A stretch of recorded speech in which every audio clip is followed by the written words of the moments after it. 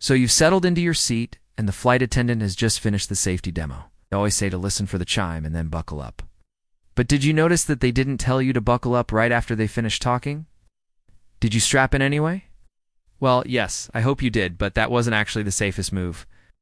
According to experts, you should have waited until the fasten seatbelt light turned on to buckle up, because this surprisingly could save your life.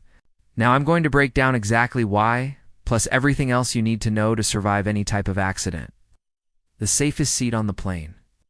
How many movies have you watched where the main character always chooses to sit over the wing on the left side? Hollywood has got it all wrong. A study done by scientists used a simulation program to test crash scenarios and came to the conclusion that the safest spot to be was at the very back of the aircraft.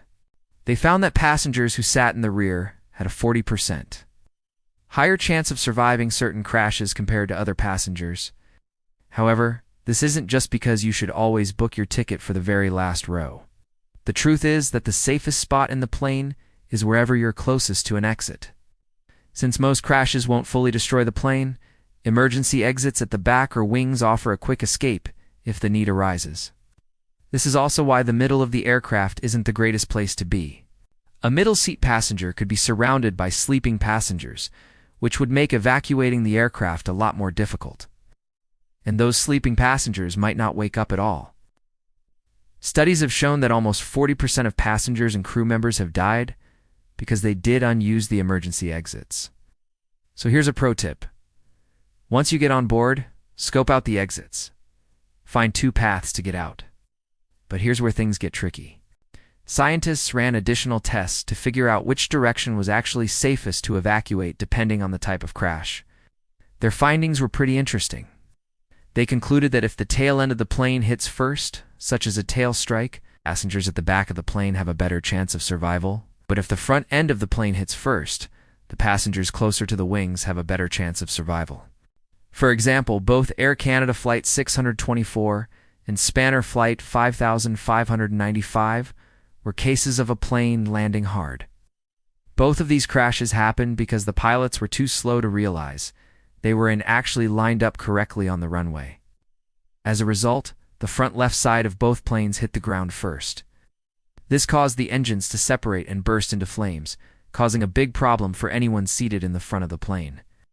This is why the safest route of escape for any plane crash is always going to be towards the exit that's furthest away from the point of impact.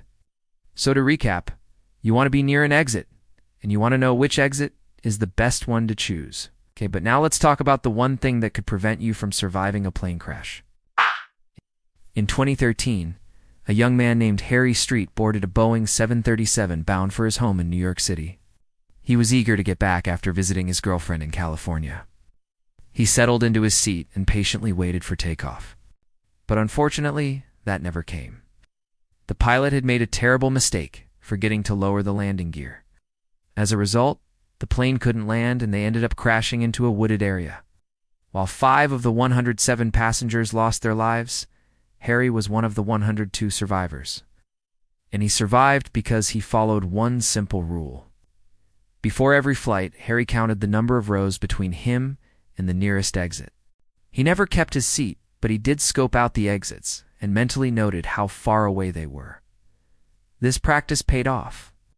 Harry was able to escape the doomed plane and run to safety. If you can find 2 exits when you board the plane and note the number of rows between you and the exit, it could save your life one day. In fact, some experts even recommend memorizing the location of exits as well as the exact number of rows to each one. For example, if you're seated on an Airbus A320, the safest exit would be the one above your head. These are the overwing exits. Since it's unlikely that the entire wing will be destroyed in a crash, these exits are your best bet for escape. In addition, there's a set of overwing exits located further up the fuselage, which are great to escape to if you're in the middle of the aircraft.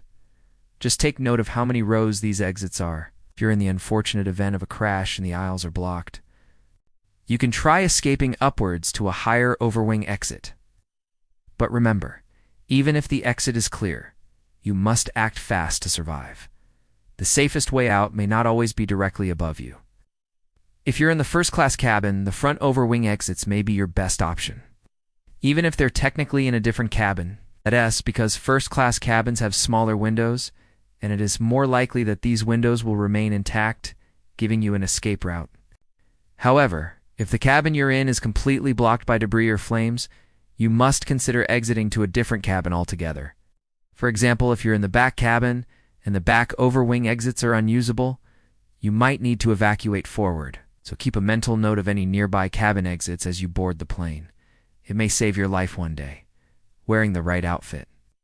On June 1, 1982, a Delta L-1011 was approaching its destination when it was rocked by an explosion.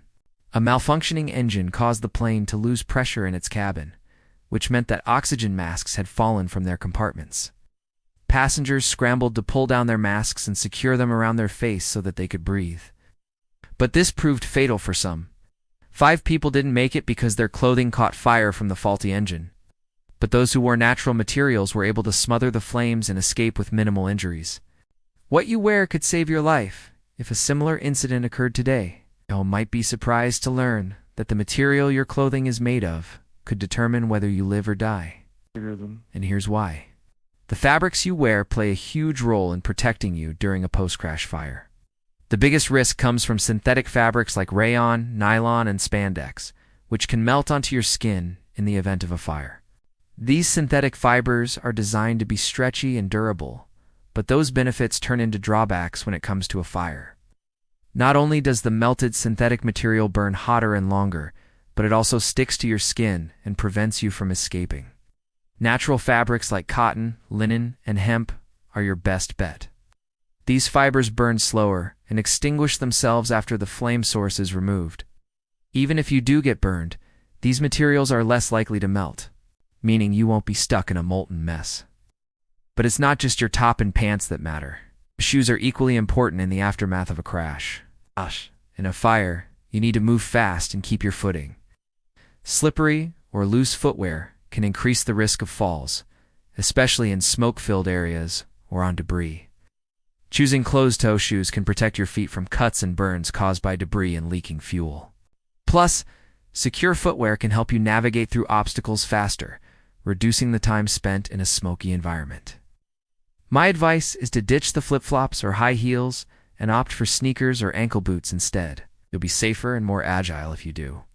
And if you learned something new today, make sure to hit subscribe and share this with someone else. See you tomorrow.